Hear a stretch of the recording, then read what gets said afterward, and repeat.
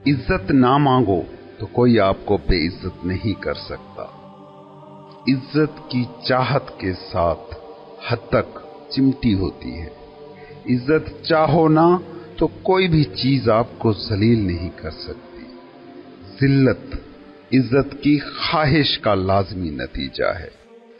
اونچائی پر چڑھ رہے شخص کو ہی گرنے کا خطرہ ہوتا ہے، اور جو نیچے گرنے سے ڈرتا ہو اسے اوپر جانے کی کوشش ہی نہیں کرنی چاہیے۔ جو تنقید سے خوف زدہ ہو اسے پہلے تعریف و تحسین کی خواہش کو چھوڑنا ہوگا۔ جس میں تنقید سہنے کی صلاحیت ہو وہ تعریف و تحسین پا سکتا ہے، جس میں گرنے کی ہمت ہو وہ اوپر اٹھ سکتا ہے۔ بچوں کو دیکھتے ہو جب چلنا شروع کرتے ہیں تو کتنا گرتے ہیں۔ ایک ایک قدم اٹھانے کی خاطر 10 بار گرنے کا ان میں حوصلہ ہوتا ہے۔ اسی وجہ سے تو وہ ایک دن دوڑنا شروع کر دیتے ہیں۔ یہی بچہ عمر کی منزلیں طے کرتا بوڑھا ہوتا ہے تو گرنے سے ڈرنے لگتا ہے، اور انجام یہ نکلتا ہے کہ چلنے پھرنے سے ہی ایک دن بیٹھ جاتا ہے۔ تضاد تمہیں نظر آتا ہے، لیکن غور سے سارے تضادات کا جائزہ لو۔ یہ سارے تضاد تمہیں تکمیلی عنصر محسوس ہوں گے۔ تم انسانوں کا مسئلہ یہ ہے کہ تم ایک ہی چیز کے 2 حصے کرتے ہو، وہ 2 حصے جو 2 ایکچولی ہوتے ہی نہیں، اور پھر تم ایک کو پکڑتے ہو اور دوسرے سے بچتے ہو۔ تم صحت کو پکڑتے ہو، بیماری سے بھاگتے ہو۔ تم دولت کو پکڑتے ہو، غربت سے بھاگتے ہو۔ تم سکھ کو پکڑتے ہو اور دکھ سے بھاگتے ہو، مگر یہ نہیں دیکھ پاتے کہ یہ 2 الگ چیزیں ہیں ہی نہیں۔ اصولی بات تو یہ ہے کہ یا دونوں سے بچو یا دونوں کے لیے تیار رہو۔ تمہاری شادیاں کیوں مسائل کا شکار ہیں کہ تم ایک دوسرے سے ملنے والے سکھ کو پکڑنے کو تیار ہو، اس کی طلب کرتے ہو، مگر ایک دوسرے کے مسائل سے پیدا ہونے والے دکھ سے بچنا چاہتے ہو۔ تمہاری نوکریاں ہوں یا سماجی ذمہ داریاں، سب کے ایک ایک پہلو کو پکڑتے ہو، متصادم نظر آ رہے پہلوؤں سے بچتے ہو۔ اس بات کو سمجھنے کی کوشش کرو کہ بطور انا جو زندگی ہم جیتے ہیں وہ اپنی نیچر میں ڈوئل ہوتی ہے، اس میں سنویت ہوتی ہے۔ انائی زندگی کو عمارت کی تعمیر سے سمجھنے کی کوشش کرو۔ مستری جب دیواریں یا دروازے کی گولائی کو تعمیر کرتا ہے تو وہ ایک دوسرے کے مخالف سمت اینٹیں جوڑتا جاتا ہے۔ انائی زندگی بھی ایسے ہی متصادم اینٹوں کے جوڑ سے تخلیق ہوتی ہے۔ آدھی اینٹوں کا رخ ایک طرف ہوتا ہے، آدھی اینٹوں کا رخ دوسری طرف ہوتا ہے، اور اسی ترتیب کے ساتھ بڑی سے بڑی عمارت کو مستری کھڑا کر دیتا ہے۔ یہ بڑی عمارت کبھی کھڑی نہ ہو پاتی اگر ایک ہی ترتیب سے اینٹیں رکھ دی جاتی۔ انائی زندگی کا محل بھی انہی متصادم اینٹوں پر کھڑا ہے۔ اس میں دکھ سکھ، بلندی پستی، زوال عروج، نشیب فراز، خوشی غم کی مختلف اینٹیں جڑی رہیں گی تو ہی انائی زندگی کی یہ دیو ہے کر عمارت کھڑی رہے گی۔ تمہیں اس دنیا کے سکھ ہی نہیں دکھ بھی جھیلنے کو تیار رہنا ہوگا، بلندیوں کو ہی نہیں کھائیوں کو بھی قبول کرنا ہوگا، کامیابیوں کو ہی نہیں ناکامیوں کو بھی گلے سے لگانا ہوگا۔ انائی زندگی اس اصول سے ہٹ کر کسی بھی صورت میں باقی نہیں رہ سکتی۔ ہاں، تم انا سے باہر ہو جاؤ تو پھر تم کچھ اور ڈھنگ سے جی سکتے ہو، جیسے بچے انا کی تشکیل سے پہلے جیتے ہیں، یا صوفی مکمل سرنڈر کے بعد جیتا ہے۔ انا کی زندگی دکھ اور سکھ کے ملاپ سے ہی تخلیق پا سکتی ہے۔ اس زندگی سے نجات کی راہ ایک ہے کہ یا دونوں حالتوں کو پورے دل سے قبول کر لیا جائے یا دونوں ہی حالتوں سے خود کو ڈیٹیچ کر لیا جائے۔ یہ صوفی کی حالت ہے۔ صوفی کسی بھی حالت سے چمٹتا ہے نہ اس سے بھاگتا ہے۔ کہتے ہیں ایک بستی میں ایک صوفی فقیر رہتا تھا۔ لوگ اس کی بڑی قدر کرتے تھے، بڑا احترام دیتے تھے۔ اسی فقیر کی کٹیا کے ساتھ ہی ایک خاندان رہتا تھا۔ اس گھر کی ایک لڑکی کو کسی آدمی سے محبت ہو گئی اور وہ اس کے بچے کی ماں بننے والی ہو گئی۔ گھر والوں کو پتا چلا تو وہ اس لڑکی پر بڑے ناراض ہوئے، اسے مار پیٹ کر اس سے پوچھنے لگے کہ اس بچے کا باپ کون ہے۔ لڑکی نے اپنی اور اپنے محبوب کی جان بچانے کے لیے اس صوفی فقیر کا نام لے دیا کہ اس کا بڑا وقار ہے، گاؤں والے اس کی بڑی قدر کرتے ہیں، اس لیے اسے بھی کچھ نہ ہوگا اور میں بھی بچ جاؤں گی۔ گاؤں والے جمع ہو کر اس صوفی فقیر کے پاس گئے اور کہا کہ کیا واقعی ایسا ہے؟ اس فقیر نے کہا کہ تم لوگ ایسا کہتے ہو تو ایسا ہی ہوگا۔ یہ سننا تھا کہ سارے گاؤں والے اس پر لعنت ملامت کرنے لگے۔ اس کی ساری تعظیم، سارا وقار خاک میں مل گیا۔ کوئی اس کے پاس جاتا بھی نہ، گلی میں سے گزرتا تو کوئی اسے سلام تک نہ کرتا۔ کچھ عرصہ گزرا تو اس لڑکی کے گھر والے بچے کو اس کو سونپ گئے اور کہا یہ تمہارا بچہ ہے، تم ہی سے پالو۔ صوفی نے کہا تم لوگ ایسا کہتے ہو تو ایسا ہی ہوگا۔ بچے کو چھوڑ کر وہ لوگ چلے گئے۔ صوفی فقیر کا سوشل بائیکاٹ ویسا ہی جاری رہا۔ 4 سال اس بات کو گزر گئے۔ وہ خاتون جس کا وہ بچہ تھا، اس نے ماں باپ کو رو دھو کر راضی کر لیا اور اس کی اسی شخص کے ساتھ شادی ہو گئی جس کا وہ بچہ تھا۔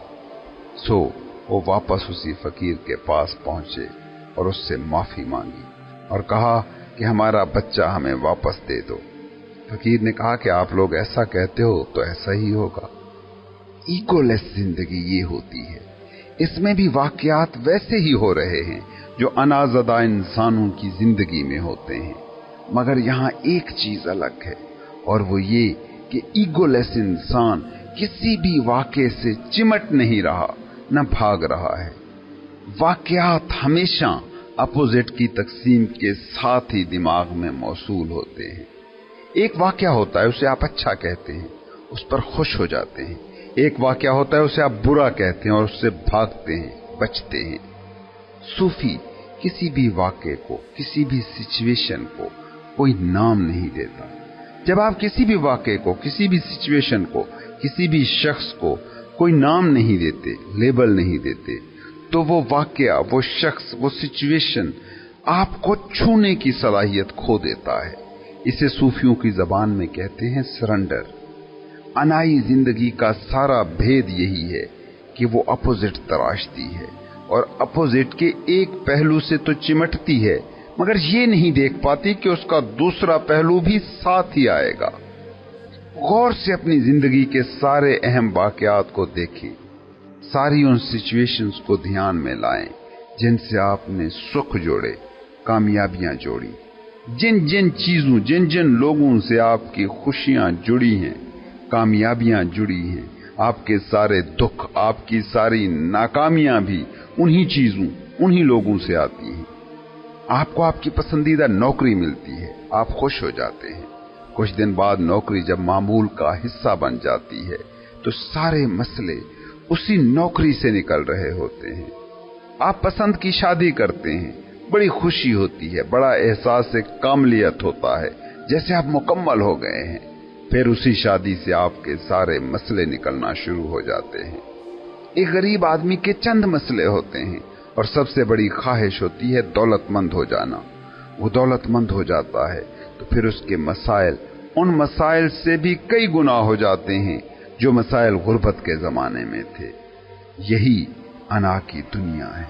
انائی زندگی میں آپ جس بھی کسی چیز کو خوشی سمجھ کر پکڑیں گے تو اسی سے سارے غم نکلیں گے۔ صوفی یہ نہیں کہتا کہ نوکری نہ کرو، پسند کی شادی نہ کرو، دولت نہ کماؤ، فیکٹری نہ بناؤ، سب کرو مگر اس کے ساتھ چمٹو نہ، اس کو اپنا ہونا نہ بنا لو۔ تمہارا ہونا، تمہاری بینگ ایک الگ واقعہ ہے، اس کا تمہارے ایکشن سے، تمہارے تھاٹس سے کوئی لینا دینا نہیں ہے۔ تم ہیومن ڈوئنگ نہیں ہو، تم نہ ہی ہیومن تھنکنگ ہو، تم ہو ہیومن بینگ، اور تمہاری بینگنس کا انحصار کسی بھی چیز پر نہیں ہے۔ فقیر کہتا ہے کہ کسی بھی چیز سے خود کو ایک نہ کر لو، آئیڈینٹیفائی نہ کر لو، تم ہمیشہ الگ رہو۔ اور مزے کی بات یہ ہے کہ جب تم واقعات سے، लोगों से, सिचुएशन से खुद को अलग रखना सीख जाते हो तो उसी वक्त ही तुम लोगों से और सिचुएशन से बेहतर तौर पर डील कर सकते हो, क्योंकि अब आप एक ऐसी पोजीशन पर होते हो जहां आपके अंदर जज्बाती जहर फैसले नहीं कर रहा होता, बल्कि आप में मौजूद वो बीइंग फैसले करती है जो हमेशा स्टिल और पुरसकून होती है।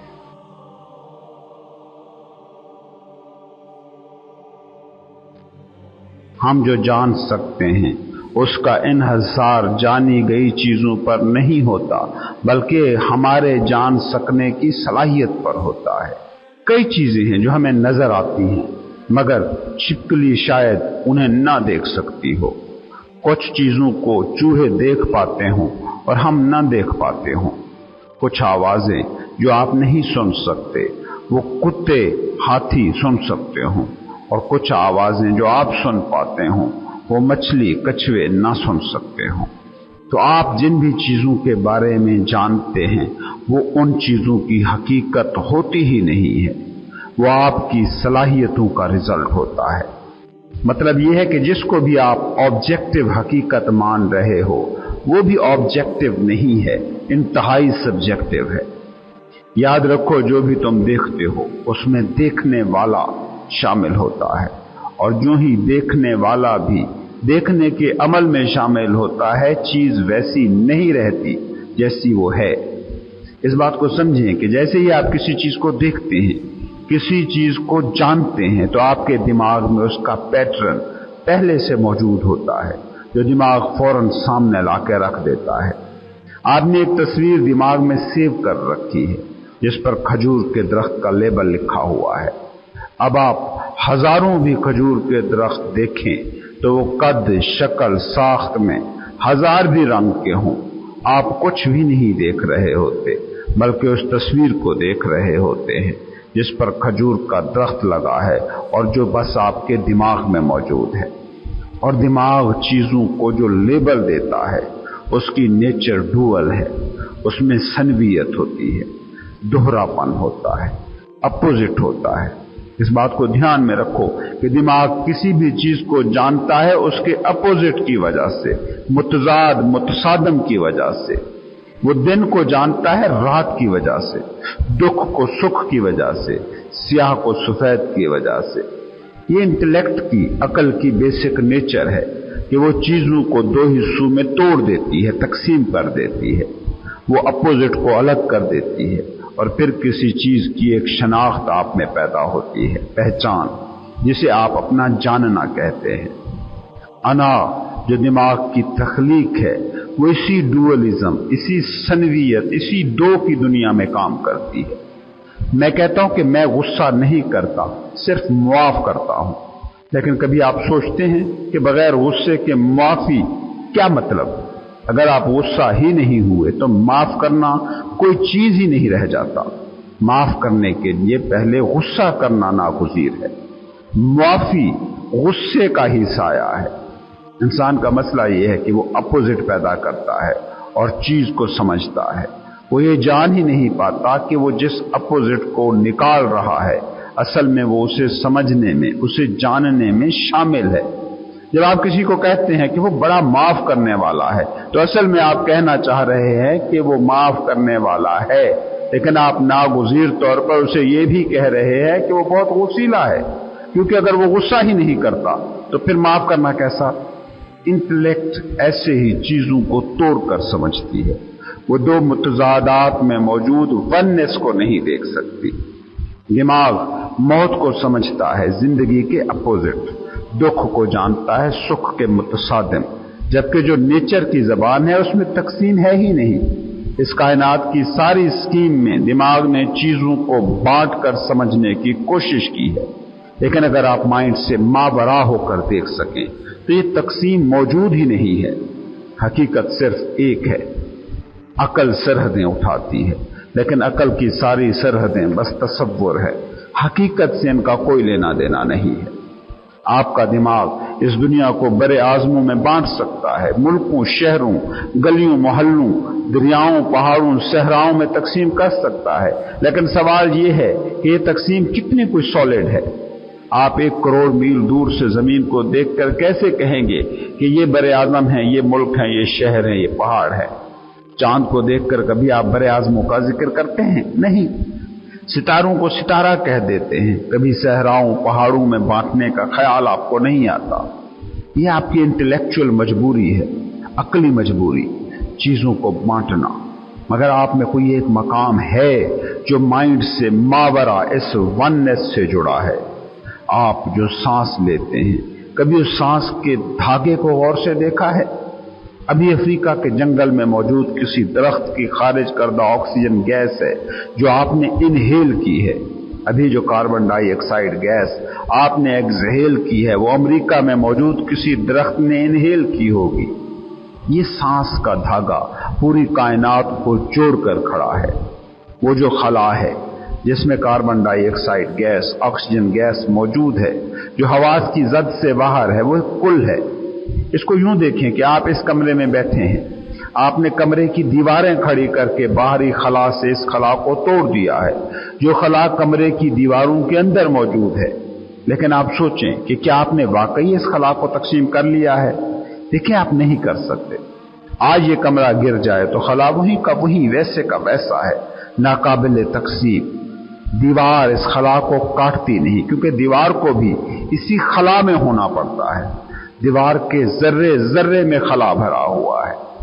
आप एक घड़ा कहीं से ले आए, घर पहुंचे, वो घड़ा टूट गया, तो क्या कहेंगे कि ये जिस जगह घड़ा टूटा है ये खला वही का है जहां से आप घड़ा उठा के लाए थे?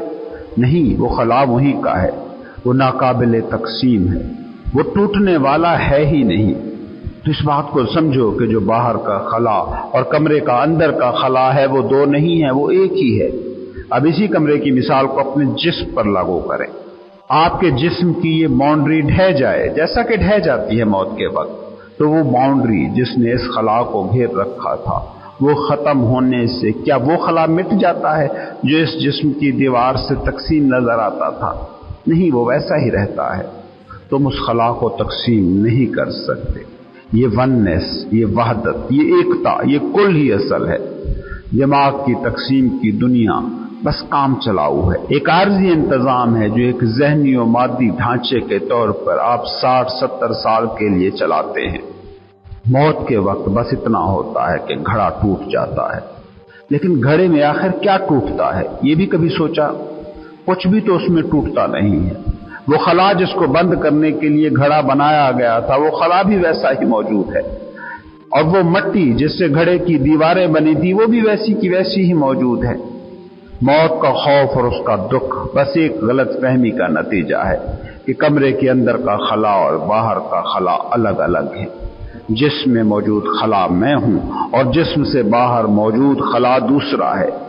यही दूसरा हमारा सारा दुख है, और ये दूसरा अमलन है ही नहीं, ये बस हमारे दिमाग की इख्तरा है, क्योंकि दिमाग दूसरा क्रिएट किए बिना एक को समझ नहीं सकता, और जो दूसरा क्रिएट किए बिना एक को देख लेता है उसी को कहते हैं सूफी। वो जो परसेप्शन की मिस्टेक को समझ जाता है वो मिस्टिक है। इस दुनिया में दो किस्म के लोग हैं, एक मिस्टिक, एक मिस्टेक। जिंदगी को सतही तौर पर जानने के लिए दिमाग की दुनिया है, और जिंदगी की गहराइयों को समझने के लिए दिमाग से मावरा होना जरूरी है। इसको यूं समझें कि इंटेलेक्ट झील की लहरों से डील करती है, वो लहरें कि जो अपनी असल में हैं ही नहीं।